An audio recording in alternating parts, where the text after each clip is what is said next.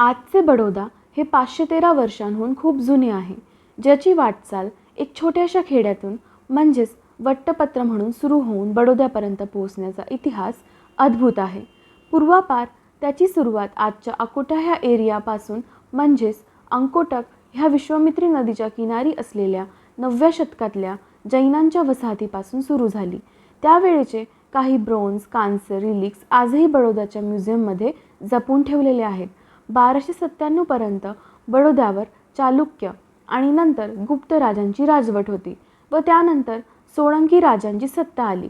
जेव्हा मुस्लिम राजघराणे हिंदुस्थानात सगळीकडे पाय पसरवत होती त्याच काळात बडोद्यात पण मुस्लिम सत्ता आली आणि त्यानंतर मुघलांनी बडोदे काबीज केले आणि त्याच वेळेस गायकवाड इथे आले आणि 1720 पासून पिलाजीराव गायकवाड यांनी सोनगड काबीज केले आणि 1732 साली बडोदे पण गायकवाडांच्या सत्तेखाली आले। पण बडोदे खरंच भाग्यशाली ठरले ते 1875 साली, जेव्हा सयाजीराव गायकवाड यांनी सत्ता सांभाळली। तर असे हे गुजरात जे संस्कारी नगरी म्हणून ओळखले जाणारे बडोदे। व्हिडिओला लाईक, शेअर आणि सबस्क्राईब करा।